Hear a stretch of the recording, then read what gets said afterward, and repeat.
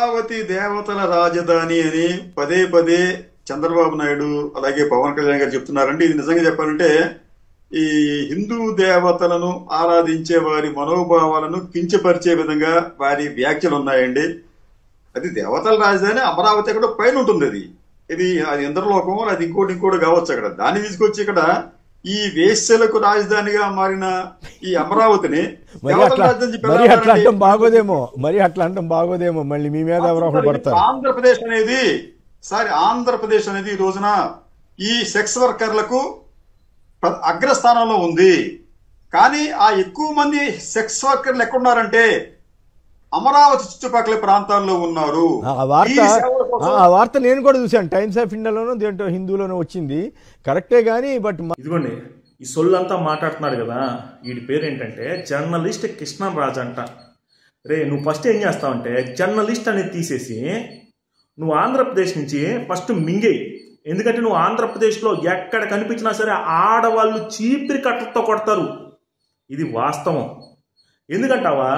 అరే అది నోరేనా లేకపోతే మున్సిపాలిటీ డ్రైనేజా? నీ ఎదురుగా ఒక ఎదవ ఉన్నాడు. ఆ ఎదవ నీ చేత మాట్లాడిచ్చాడో లేకపోతే నువ్వేం మాట్లాడో, నువ్వు తానా అంటే ఆ ఎదవ తందానా అంటున్నాడు.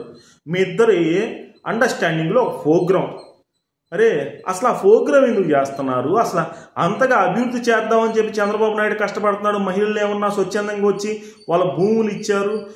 గత 5 సంవత్సరాల్లో ఎవరైతే జగన్మోహన్ రెడ్డి అమరావతి రాజధాని నిర్వీర్యం చేద్దాం అనుకుంటుంటే న్యాయస్థానం నుంచి దేవస్థానం అని చెప్పి ఒక బ్లండర్ ప్రోగ్రాం చేసి ప్రధానమంత్రి నరేంద్ర మోడీయే ఏంది మీ ఆంధ్రప్రదేశ్ మహిళల్లో ఇంత దమ్ముందా, అసలు ఏంది వాళ్ళ గట్స్, ఇంత పాదయాత్ర ఎలా చేశారని చెప్పి అడగడం కూడా జరిగింది. అంతగా దేశ ప్రధాని మెచ్చుకున్న ఆ మహిళలు ఉన్న ప్రదేశాన్ని వేశ్యలకి రాజధాని అని చెప్పి అనడానికి నీకు నోరు ఎలా వచ్చింది?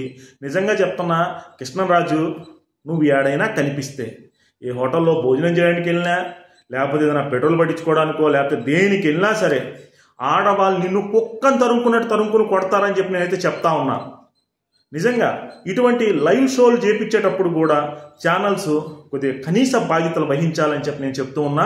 ఇటువంటి లైవ్ షోల్ని కావాలని ప్లాన్ చేసే ఛానల్స్ని అయితే బర్తరఫ్ చేయాలని చెప్పి నేనైతే డిమాండ్ చేస్తా ఉన్నా.